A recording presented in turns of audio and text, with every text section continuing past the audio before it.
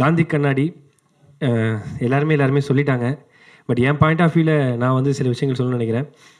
இந்த படம் வந்து எனக்கு எப்படின்னா, வேடிக்கை பார்த்தவனுக்கு வேர்ல்டு கப் கொடுத்த மாதிரி தான் எனக்கு இந்த படம். ஏன்னா நான் வந்து இப்படிலாம் படம் பண்ணுவேன்று கனவுல கூட நினச்சி பார்த்துருக்க மாட்டேன்னு சொல்லுவாங்க. அந்த கனவுல கூட இப்படி நடக்காதுன்ற விஷயம், அதெல்லாம் தாண்ட ஒரு விஷயம் இருந்தால் இந்த காந்தி கண்ணாடி எனக்கு அமைஞ்சதுன்னு நான் சொல்லுவேன். ஏன்னா முதல்ல எந்த ஒரு இதுவுமே இல்லாமல் காரைக்கால் அப்படிங்கிற ஒரு ஊரில் தான் நான் பிறந்தேன் வளர்ந்தேன். அதெல்லாம் தாண்டி ஒருத்தர் கொடுத்த நம்பிக்கையில் தான் என்னால் இங்கே நிற்க முடியுது. எப்படி எங்கள் அப்பா அம்மாவுக்கு வந்து நன்றி சொல்லணும், அதே மாதிரி எந்த ஒரு இதுவுமே இல்லாமல் இங்கே நான் நிற்கிறேன், இப்படி நான் உங்கள்கிட்ட பேசுகிறேன். காரைக்கால் பாலா டு காந்தி கண்ணாடி பாலாவுக்கு முக்கியமான காரணம் அமுதவாணன் அண்ணன் தான். அவர் தான் எல்லாமே. நமக்கு வந்து ஓப்பனிங்லேருந்து இப்போ வரைக்கும் இந்த பாலா வந்து இப்படி பேசுகிறான், எல்லாமே பண்ணுறான் அப்படின்னா அது அவர் தான் காரணம்.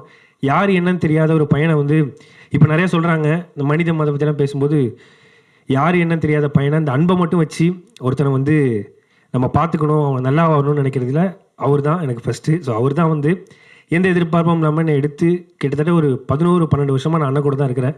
ஸோ அவர் இல்லைன்னா நான் இல்லைங்க. ஸோ அவருக்கு ஃபர்ஸ்ட் ஆஃப் ஆல் நன்றிங்க, ரொம்ப நன்றி. நன்றியை தாண்டி எவ்வளோ வார்த்தைன்னு சொல்லலாம். அப்புறம் அண்ணனோட மனைவி ராஜேஸ்வரி அக்காவுக்கும் நன்றி சொல்லிகிட்டே இருக்கலாம்.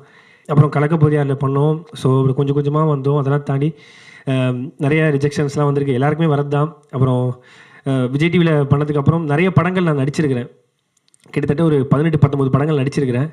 அந்த படங்கள் வந்து நடிப்பேன். பட்டு அதில் ஒரு 11-12 படங்கள் வந்து நடிச்சிருப்பேன், நான் படத்தில் வந்திருக்காது.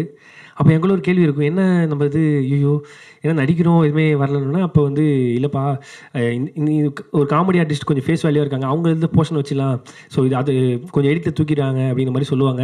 அவங்க பண்ணது கரெக்டு தான், அவங்களும் தப்பு சொல்ல மாட்டேன். ஸோ அப்போ நிறைய யோசிப்பேன், டைட்டில் கார்டில் நம்ம பேர் இருக்கும் ஆனால் படத்தில் நம்ம இருக்க மாட்டோமே அப்படின்னு சொல்லி நிறைய யோசிச்சிருக்கேன், நிறைய ஃபீல் பண்ணியிருக்கேன். கட் பண்ணால் ஒரு ஷோவில் வந்து லாரன்ஸ் அண்ணன் உனக்கு என்ன ஆசை அப்படின்னு சொல்லி கேட்டார். என்னடா இது ஷெரீஃபன் அப்படின்னு சொல்லியிருக்கா, அப்படி லாரன்ஸ் அப்படி கேட்குறாப்படி, சரி சொல்லி விடுவோம் நம்ம ஆசை என்னன்னு. எனக்கு ஹீரோ ஓனன்னு ஆசைண்ணே அப்படின்னு நான் சொல்லிட்டேன். ஹீரோ ஓனன்னு ஆசையா? ஆனால் எனக்கு நம்ம மூஞ்சிக்கெலாம் நம்ம யாரும் இவ்வளோ ரிஜெக்ஷன் பார்த்துட்டோம், எப்படி நடக்குமா நடக்காதான்ற யோசனை எனக்கு ரொம்ப ஒரு எனக்குள்ள இன்ஃபீரியாரிட்டி காம்ப்ளெக்ஸ் ரொம்ப அதிகம் எனக்கு. அப்போ வந்து லாரன்ஸ் அண்ணன் அவனை ஹீரோ ஆக்குறேன்டா, நீ ஏன்டா ஹீரோ ஆக முடியுது, நான்லாம் ஹீரோ ஆகும்போது நீ ஏன் ஹீரோ ஆகக்கூடாது அப்படின்னு சொல்லி அண்ணா சொன்னார். ஸோ அந்த வார்த்தை வந்து எவ்வளோ பேர் இப்படி சொல்லுவாங்கன்னு எனக்கு தெரியல. அந்த சொன்ன வார்த்தை அவர் கேமரா பார்த்து சொன்னார்.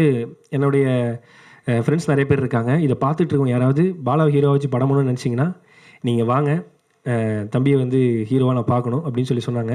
பட் சொன்னதோட ஒரு விஷயம் சொன்னார், ஹீரோவாகணும்னா ஒரு முக்கியமான விஷயங்கள்லாம் இருக்குடா, நீ வந்து ட்ரான்ஸ்ஃபார்ம் ஆகணும், நிறைய இதாகணும். அப்போ ஒரு விஷயம் சொன்னார், நான் ஏன் நீ ஹீரோ ஆகணும்னு சொன்ன ஓகேன்னு சொன்ன தெரியுமா, உன் லுக்கு அதெல்லாம் தாண்டி அவர் ஒன்று சொன்னார், நீ நல்லா இருந்தனா உன்ன மாதிரி ஒரு 35-40 குடும்பம் நல்லா இருக்குன்னு சொல்லிட்டு அந்த மேடையில் சொன்னார். ஸோ அதுக்கப்புறம் எனக்கு ரொம்ப கான்சியஸ் ஆகி நான் ரொம்ப ஓகே நம்மளை நம்பி ஒருத்தர் சொல்லிட்டாருன்னு சொல்லி நான் ஹார்ட் ஒர்க் பண்ண ஆரம்பித்தேன், ஒர்க் அவுட்லாம் பண்ண ஆரம்பித்தேன். அப்படியே சும்மா ஜாலியாக பண்ணிட்டு இருந்தேன். இந்த படத்துக்கு ஹீரோயின் வேணும் அப்படின்னு சொல்லும்போது ஹீரோயின் செலெக்ஷன் எப்படின்னா, எல்லாருமே கதை வந்து கேட்பாங்க, நான் ஹாலில் வெயிட் பண்ணுவேன், ஆஃபீஸில் வந்து ரூமில் கதை கேட்பாங்க, டைரக்டர் வந்து கதை சொல்லுவார், சொல்லி முடிச்சோன்னே கதை சூப்பராக இருக்குது, ரணம் டேரக்டர்னா ஆல்ரெடி படம் பண்ணியிருக்காரு, ப்ரொடக்ஷன் எல்லாம் ஃபிக்ஸ் ஆகி ஆஃபீஸ் போட்டோன்னே வருவாங்க, வந்து கதைலாம் கேட்டுருவாங்க. கேட்டோன்னே கதை ரொம்ப சூப்பராக இருக்குது, செமையாக இருக்குது, யார் பேரா பண்ணுறா அப்படின்னோன்னே பாலா அப்படின்னோன்னே பாலாவா சரி நான் சொல்கிறேன் அப்படின்னு போயிடுவாங்க. அவங்க மேலே தப்புலாம் கிடையாது. ஸோ இப்படி வந்து ஒவ்வொரு ரிஜெக்ஷனாக போயிட்டே இருக்கும். கதை சூப்பராக இருக்குது, செமையாக இருக்குது, யார் ஹீரோ பாலா, ஐயோ அப்படின்ற மாதிரி ஒரு 10 பேர் செக் பண்ணாங்க, 20 பேர் 30 பேர் 40 பேர் அப்படின்னு எல்லாம் செக் பண்ணிட்டே இருப்பாங்க. நான் தான் கதை சொல்கிற ஆரம்பிக்கும் போது நான் வரமாட்டேன், சொல்லி முடிச்சதுக்கப்புறம் தான் ஹாலில் வெயிட் பண்ணுவேன் என்ன சொல்கிறாங்கன்னு பார்க்குறதுக்கு. அப்படியே ஒரு 50 பேர் ரிஜெக்ட் பண்ணிட்டாங்க. அவங்க மேலே தப்பு இல்லை, ஸோ நம்மளும் அவ்வளோ பெரிய ஆள் இல்லை. கட் பண்ணால் 51வது ஆள் லாஸ்ட்டாக வந்தாங்க தான் விநாயக் மகாதேவன்ற மாதிரி நமிதா கிருஷ்ணமூர்த்தி. எந்த ஒரு எதிர்பார்ப்புமே இல்லாமல் கதை கேட்டதுக்கப்புறம் கதை பிடிச்சிருக்கு, யார் ஹீரோன்னு கேட்ட பாலா கண்டிப்பாக பண்ணுறேன் அப்படின்னு சொன்னோன்னே அது எனக்கு என்ன சொல்கிறதே தெரியல. எந்த பேக்ரவுண்டுமே இல்லாத ஒரு பையனுக்கு லுக் அண்ட் ஃபீலாக இன்ஃபீரியாரிட்டி காம்ப்ளெக்ஸ் உள்ள பையனுக்கு இன்றைக்கி நீங்கள் பண்ண ஒரு விஷயம் வந்து நான் என்றைக்குமே மறக்க மாட்டேன். நமிதா கிருஷ்ணமூர்த்தி ரொம்ப ரொம்ப நன்றி, தேங்க்யூ. ஏன்னா இது இப்படி நிறையா ஸ்போர்ட்டிவாக எடுத்துகிட்டு பண்ணுற விஷயங்கள்லாம் ரொம்ப ரொம்ப ரேரு, நீங்கள் எனக்காக பண்ணீங்க, தேங்க்யூ. ரொம்ப என்ன பேசுகிறதே தெரியல. பட் ஒன்றே ஒன்று நான் முதல்ல சொல்லணும்னு நினைக்கிறேன், நான் இங்கே இருக்கிறேன்னா அதுக்கு முக்கியமான காரணம் இங்கே வந்திருக்கிற ப்ரெஸ் அண்ணன்கள் மீடியா அண்ணன்கள் தான். ஏன்னா நம்ம பண்ணுற விஷயத்தை கரெக்டாக போய் சேர்க்குறது, ஃபார் எக்ஸாம்பிள் ஒரு சின்ன ஒரு இன்டர்வியூவாக இருக்கட்டும், நிறைய விஷயங்களாக இருக்கட்டும், எல்லாத்தையும் என்னை பற்றி பாசிட்டிவாக இருந்த விஷயங்கள் தான் என்னை கொண்டு வந்து நிப்பாட்டிருக்கேன்னு நம்புகிறேன். அப்புறம் தமிழ்நாட்டு மக்களுக்கு ரொம்ப ரொம்ப நன்றி, அனைவருக்கும் பாவம் தொட்டு நன்றி.